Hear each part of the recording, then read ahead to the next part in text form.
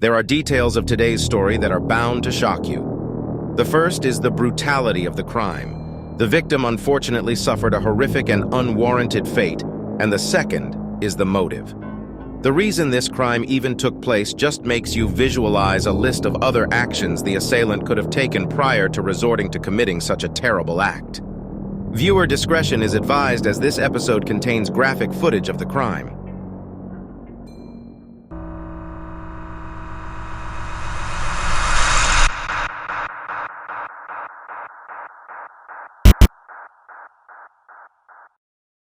This is one of the most vicious attacks caught on surveillance.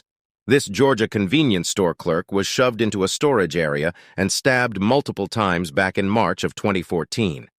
At 10:17 p.m., the clerk at the Kanku Express, 37-year-old D.K. Chowdhury, was overpowered by the 6'2" attacker. Though here you can see that D.K. was able to disarm the assailant, the attacker then quickly pulls out a knife. While the heinous crime is taking place, another security camera in the store shows customers are completely unaware of what is taking place. To keep DK quiet, the attacker duct tapes his mouth and covers his nose. At this point, he is suffocating and completely helpless. Once DK is dead, the attacker scrambles between the storage room and the front counter, and at one point tells customers that there has been an emergency and that the store is closing. Ultimately, the killer was able to get them to leave and then gets to work, raiding the register and trying to open the safe. The killer then steals an entire roll of $500 a week for life scratch-off lottery tickets. Then seen here, returning to the back room one last time to stuff the stolen items in their bag right next to DK's dead body. The murder then leaves the store. Moments later, another customer came in and noticed money on the floor behind the register. He began to search the store and made his way to the storage room where the victim's body lay. He immediately exits the store and calls 911. At the request of the 911 operator, one of the customers, Melanie Brewer, goes back into the store to check to see if the victim is alive and in need of medical attention.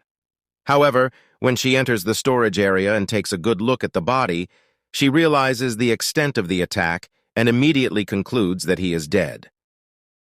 Initially, other than the security footage, the police had no real leads.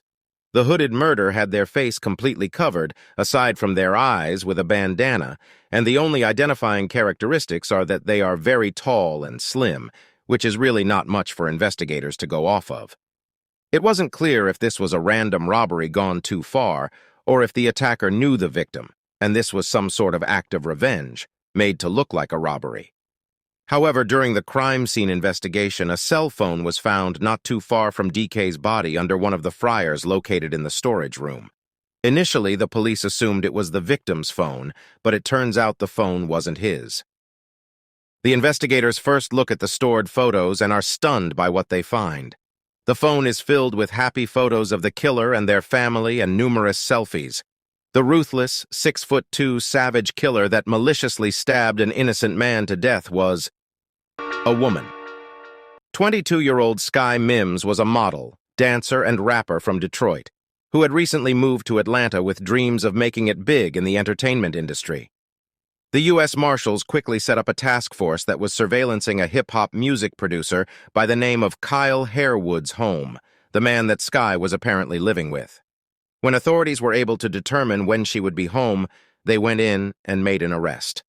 When they entered the house, Sky was found naked and irate. She was screaming to the officers that she had been caught red-handed and to just shoot her. She was then handcuffed and wrapped in a blanket.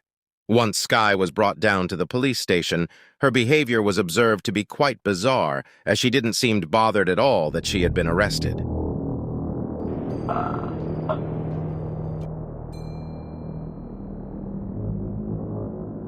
Though her behavior was unexplainable, it was determined by a state psychologist that Sky Mims was in fact fit to stand trial and was charged with murder.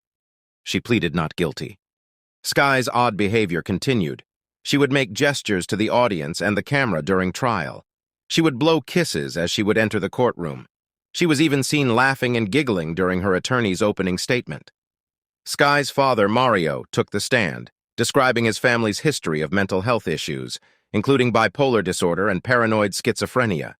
He explained that several months before the murder, he took his daughter to a hospital near their home in Michigan after she started showing signs of mental problems. However, she checked herself out of that facility against doctor's advice and took off to Georgia to get her rap music career off the ground.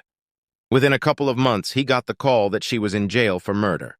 Although Sky's defense attorney said the police had the wrong woman and that she was blamed for the murder by shady friends who promised they could advance her music career, the evidence against her was just too strong.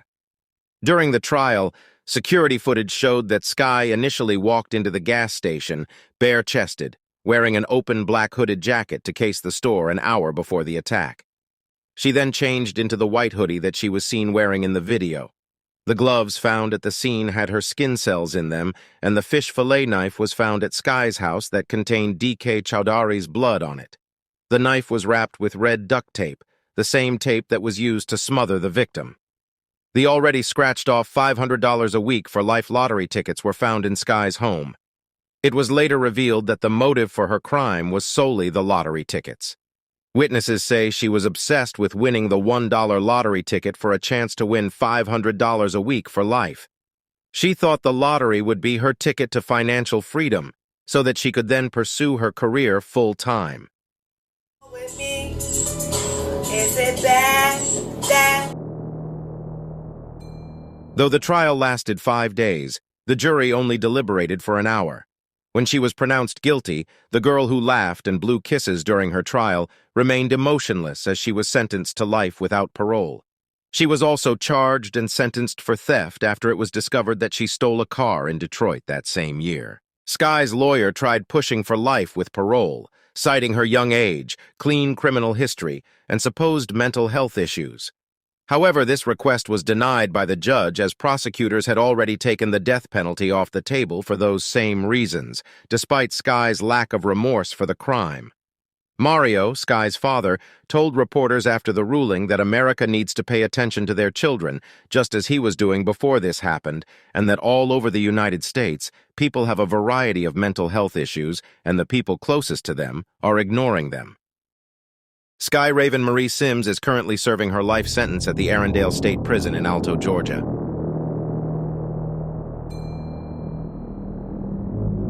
I'd like to take a second to thank you for tuning into Horrific Nightmares.